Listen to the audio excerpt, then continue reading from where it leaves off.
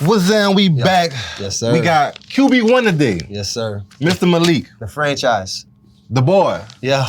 Right? And obviously you wasn't a first round pick and you've been traded. Can you explain to the people at home how did all these events shape you as the player you are right now? Mm-hmm. I mean, really, it wasn't nothing new. This is not the first time I've been through adversity. It's been like this through my whole playing career, going back to high school. Even in high school, I didn't get to start till my junior year, middle of my junior year at that. I started off the season at receiver. Because, that's what's up. Yeah, bro, like, just never got the op. Never always get the first op. Yeah. That's what it is. That's part of God's plan for my life. Go. And then I finished the rest of the season after my junior year. We go to the playoffs about third, fourth round. Mm-hmm. Next year we go state championship. Mm-hmm. So it's like, dang, we go in there, we win. It's like, all right, cool. Yeah. Then I go to Auburn. I was committed to Virginia Tech because. Were you with Auburn? Yeah. War Eagle, baby. Hey, I ain't finished at Auburn though. I can't. Yeah. But I went to Auburn. I didn't get a chance to start there. He told me if you were my son, I would tell you to go somewhere and play. Oh, wow. So I leave, I go to Liberty because I ain't have that many options. I wasn't a big recruit. So it's not like all these schools are like, oh, he ain't a Porter, we got to go get him. Right. So it's like, okay, I had a few options and Liberty ended up being the best one. Crazy enough, I go on my official visit and then like my Bible app, it pop up and then show me a verse. And I see the same verse on the wall in the indoor facility. I was like, oh, it's over. I got to go here. So my question would be, right, who was that coach that told you that? Who was the coach told me what? That if you was my son, I want you to leave. Malzahn. Yeah. That was, what, Gus? That year, 19? Was that his last year there? It might have been. Yeah, and then he ended up going to UCF. So what was the scripture? It was where there is the spirit of the Lord, there's liberty. That one. I was like, bro, what? Yeah. What? Yeah. Wow. And I was like, oh, bro, I got to go here. It's crazy. You know, it's crazy. Like, for coaches to do that, a lot of coaches don't do that. Right? We've been a part of a prestigious program where we need bodies. You need numbers to carry you through camp, right? But for him to recognize the talent you have, right? And also, a lot of it, to me, it's got to do something with God, you know, by pointing the direction where you needed to be who you are. Mm-hmm. And you don't find that. Yeah. You don't find that too often. No, it's very rare. It's very rare, right? That, you know, it's hard to find honest people, right? Especially, you know, we all chasing dreams, right? You know, I think for you as a quarterback, like you said, like that's kind of been a part of your story, right? Like what do you feel like has been instilled in you through those experiences, right? Like obviously resilience, right? Trusting God, you know, that's two things that I easily recognize as you share your story, right? And then you had a stint in Tennessee. You go out to Green Bay, right? And now you're here as a franchise guy, right? It's almost like a full circle moment, like, you know, like being challenged again, right? Or being questioned or doubted or looked over again.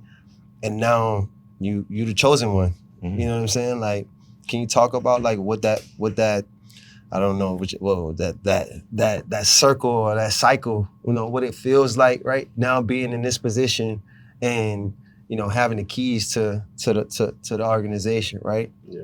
It's just like the storms of life, bro. Yeah. You go through stuff off the field. Everybody in the building, whether they play football or not, they go through stuff off the field. I feel like that was my part of going through it on the field. That was my part of going through it on that side of my life. And understanding that whatever you go through, I was prepared for it. Yep. And it's going to continue to build self-confidence. It's going to continue to build that trust. You can, like, because if you say you trust God only when it's good, then it's fake. It's a facade. It's the seed on the stony ground. Yep. You know what I mean? But if you going to trust him when the time's hard and you're going to keep working, and I just got to the point where I was like, if I'm going to trust God, I'm going to go out there and work hard, bro. And if it don't go right, I'm going to still be happy because that's what he wanted for me. You know what I mean? And I just had to trust in that.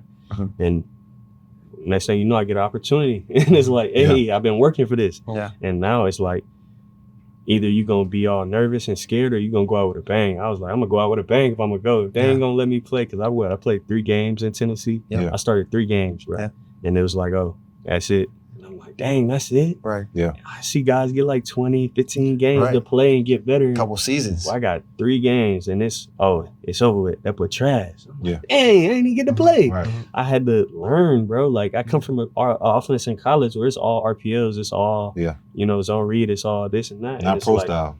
Right? That was my first under center snap. And it's like, nah, it's over with, bro. I'm like, dang. Yeah. So I was still around. So what you can do, you can get better. You can not worry about that stuff. You can just try to keep getting better, getting better. And then you get more and more comfortable. I think going into my 3rd year, that preseason, I was playing like at a high level. And I felt like I knew what was going on. I was seeing it. I'm like, this quarter half, so I'm about to look over here and throw this bench. I'm about to, you know what I mean? I could play the game how the game's meant to be played at this level. Yeah. And after that, it's just building confidence. And then I go to Green Bay. I obviously get to play early. And then the next year, it's the opposite. I don't get to play till week 16. So what I'm doing every day, I'm going against half defense. I'm trying to keep getting better. I'm trying to challenge them like they try to challenge me. Obviously, some weeks different than others. I got to be Jared Goff sometimes. That's a little different than how I play, but it helped me learn and it helped me grow. And I feel like if you don't take advantage of those opportunities, you disrespecting yourself at that point. Yeah, I think also you speak to like the pride in you, right? Like, because like, you look at a guy that has started 3 games, whatever, however you want to look at it, right? You think about it and you're like, damn, like I know I should be out there. I should be playing, right? To go on scout team and still show up, bring your lunch pill to work every time you step out to the field, even if it's taking scout team reps, getting ready as a pro, right? Like, me and Leonard talked about this before where, sometimes when you gotta wait, it's a horrible thing. Like, you know what I mean? And that makes or break careers, right? Like, can you talk about like, your mental during that time, right? Like, obviously you're showing up and you're still being a pro, right? But mentally, like, it's cold as hell in Green Bay. Like, you know what I'm saying? Cold ain't the word. What? Freezing. What? But it's good people there, and obviously, when you love the game, you go out there and give it everything you got. You know, and I love the game. It's not like some guys, just want to stay around, hang around. Mm-hmm. They do their job and go home. I be wanting to be out there, bro. Yeah. This is why I play. I like the competitiveness that come with it. I like going against even the guys at practice and they say something and then I don't really talk too much trash, but then I might hit one right after. But yeah, man, if you love what you do, you don't go to work. You know what I mean? And we gotta be grateful for this. Like I said, it don't last long. So you gotta take advantage of it while you can. NFL on Netflix is back and better than ever. Week 1 of the upcoming NFL season features division rivals Los Angeles Rams and the San Francisco 49ers going head-to-head in the league's first ever regular season game in Australia. Airing on Netflix, live from Melbourne, Cricket Ground, Thursday, September 10th at 8:30 p.m. Eastern. Heading into the holiday season, Netflix will add NFL's first ever Thanksgiving Eve game on November 25th to its plate, featuring the Green Bay Packers visiting the Los Angeles Rams at SoFi Stadium. Continuing the Christmas Day tradition, Netflix has 2 games. On the 25th, the Green Bay Packers will visit Chicago Bears at Soldier Field at 1 p.m. Eastern, followed by the Buffalo Bills against the Denver Broncos at Empower Field, Mile High at 4:30 p.m. Eastern. Then, Week 18, with playoff stakes on the line, catch the final game of the regular season live on Netflix. Watch Week 1 of the NFL on Netflix, the Los Angeles Rams versus the San Francisco 49ers, live only on Netflix, Thursday, September 10th at 8:35 p.m. Eastern. Backtracking right on your Tennessee journey, right? Because I'm a player's player, and I used to watch you a lot because obviously, me being an older guy, and I support all the younger guys, especially through the adversity, right? And I feel like, and even the fans feel like this too, you didn't get a fair chance, right? And to me, when you're a first round pick like myself, it kind of just... You throw it in, you gonna play. Yeah, you have no choice but to play, right? And I know we've gone back, but fairly, did you feel like you got a fair trade with that? I don't think it matters. Everybody don't get a fair shot. That's how this league works. It's a business. It ain't about, you're a nice person. I think you deserve everything. Right. No, it's a business. Yeah. And if where you get drafted, you don't get as many opportunities, that's what it is. And you can't really complain about that. All you can do is take advantage of what you got. And that's what a lot of guys did. What Tom Brady, all them boys, anybody that went. I mean, Brock, he did the same thing. Obviously, a couple injuries happened and he got the opportunity to shine, but he played a lot of ball in school. Like, he played in a system that was very similar to what he got into in San Fran. And look at how that worked out, bro. Like, he had the reps, he had the time and to build and grow, and he went right in. He started balling. Now he $50 million. But you said it right. Yeah, Dev, you said that. But a lot of people, it's not gonna sit like that, right? Because I've been a starter my whole life. Obviously, starting your majority of your whole life. But the biggest thing for me was going into like my 8th year. Now having to play behind somebody, right? I think guys like you get the upper hand on guys like me, because we don't we go through adversity. It may be an injury, but it's not as far as playing on the football field. Like, as soon as I touch the field, I'm a starter. I've been a starter freshman year, park ball. So it's like I didn't really face adversity until the end of my career, which is kind of it almost fucked me up, to be honest, from a mental standpoint. So I think now me talking to you, you're fit for this. Yeah. Demeanor. Yep. Your character. Your faith. I ain't gonna forget that. Yeah. We have QB1 here. I see it. Yeah. No, I also think, and to that, right? Like, I think about like how you naturally felt when the minute free agency opens, right? You get a call like you're our guy. Like, come on. Like, what was that call like?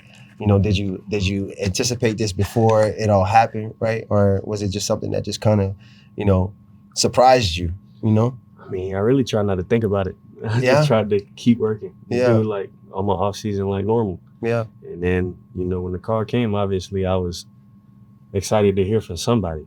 Obviously you see with social media don't know nothing. Right. But everybody got something to say on there. Yeah. So it's like, we'll see when the time comes. And it was cool to hear them voices, some familiar voices. Yeah. And what they said, and just the belief, what I mean? Yeah. That's where it starts. If somebody believes in you, it make you be able to just let it all hang. Just go out there and shoot, you know what I mean? Yeah. Versus you being in a position where it's not that. It's not as solid. It's not as, there's no trust. Yeah. And two things I know about both of those guys is they're going to be honest and they're not going to BS me. And that's all you can ask for, because, good or bad or indifferent.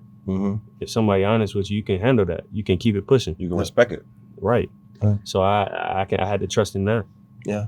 I mean, and that sounds like culture, right? That sounds like, I was a big Green Bay fan growing up, like huge. Like I feel like that's where football started. You know what I mean? Like for me, like watching Greg Jennings, Donald Driver, Brett Favre, all of these guys that hadn't missed a game in 8 years, 9 years of their career, right? Like the toughness of it all, right? And like, I feel like, that's the culture that you guys bring, right? Like when you were there in Green Bay, is there something here in this locker room, right, that you guys have brought from there that's showing up today, that's showing up, day in and day out?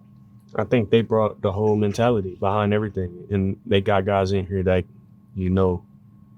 are with that. Yeah. And I feel like you could see it when we go out to practice, bro. Like, they going to work. It's not about this or that. It's not about, they said we're going to be sorry, bro. Right. We might as well not even work that hard. Like, no, they working like, we going out there and trying to get it in every week. Right. And that's how you got to work regardless of what somebody say. And them understanding that early is great. And regardless of how many times we mess up or we miss this or we miss that, on both sides of the ball, they come in the film room, they go over it, he honest with everybody, whether it's me or anybody else in there, and he gonna tell you the truth and how to get better. And then he gonna take it back out there on the field, and you gonna be left behind, bro, because it's not enough time in this, and they don't have enough time to wait. And that's how it is these days. Has anybody out there from the receiver standpoint, where we talk about, there's narratives out there, right, that this receiver room is light. They're not ready. They're young. They're inexperienced, right? Like they're behind the 8 ball, right? Like has anybody out there has been building trust? You've been building trust with, been turning heads, that you're highly impressed with, or is it just the whole receiver? It's a different dude every day, and I think that competition in that room is making them better, bro. Yeah. And you start off a couple dudes making plays, then next few days now a couple more dudes making plays, and next few days you're like, dang, he making plays too. Everybody in the room making plays, and it's like even the dudes who might not have showed up on whatever write-ups they be doing about practice, he might make plays tomorrow. Right. He might make plays the next day, or he might make plays in the middle of the season when we need him. You know what I mean? And I feel like that's what's great about it. And now they don't have nobody to cloud to help us a little bit. You know what I mean? Hey, but maybe. But we're going to take it one day at a time. And I think, like I said, before you have a name, it was nothing. No one. And then you get a name by what? Going out there and working hard and putting it on tape. Yeah. Definitely. Bro, I'm extremely excited about you, man. Like, I never met you in person. I've been chilling, bro. Yeah. But I'm extremely excited about, this organization and the people that's running it, that's doubled down, that's giving you the ability to just walk out here and be yourself. Lead the way that you want to lead, right? Be an extension of the head coach, right? You rarely get that, right? Especially as a black quarterback in this league, right? You rarely see that happen, right? So I'm excited, man. I'm rooting for you. There's a ton of people rooting for you that has followed your career, that you've proved right. You know what I mean? Like keep that shit going, man. I think you guys got really something special. You guys got something special, man. Not for real. We got one more question. So watching football shouldn't be complicated or expensive. Luckily, our partners at Sling TV is the smartest way to watch ball this year, thanks to all the flexible packages. So, who are the 3 smartest players you played with and why? Dang, that's tough. Ooh-wee. I know Ben Jones is one. A center that was in Tennessee my rookie year. Yep, Ben Jones. I remember we played the Chiefs. I'm like, dang, that was my second start. I'm like, looking at the defense. Man, I'm looking at defense. Ben like, can it? Like, that's up. Max protect right now. But it's just a lot going on, and I think he did a great job helping me grow along. Like I said, that was the first time I was in a system like that, and he definitely helped me along the way. Because then he was gone the next year. Yeah. Great dude. Yeah. Who else? I think Christian Watson's really smart. I think he's really smart. I think that whole room was smart though. Yeah. But I think Christian was really smart, understanding time and space, field and coverage. Yep. Jay Reed too though, like it's so many guys I've been blessed to play with, even like Pop Douglas with the Patriots in college. Yeah. Bro, him and DJ Stubbs, bro. Animals. What? Yeah. We was having so much fun. That's why we was winning games. They finding holes in the zone and I just and even when it's not called, like playing football, you know what I mean? That stinks. Yeah, man. And I feel like I got the chance to play with a lot of dudes like that. I think that's where you play the best ball, man. I think that helps me a lot, especially when I get outside the pocket. And you're like, you're not just running into where this, curl fly clear going. You like, you can find a spot. So I'm running this way. You know what I mean? Just like playing the game. And I feel like I'm leaving folks out. And I hate that. You're good. You're good. I think you hit it, man. You hit it. You named a few people that, that I truly respect as well, too, from a receiver standpoint. So you hit it, bro. Nah, definitely. Hey, have a healthy year. Do your thing. Prove them wrong. Yeah. Walk by faith, not by sight. That's 1,000%. Appreciate you. Appreciate it, man.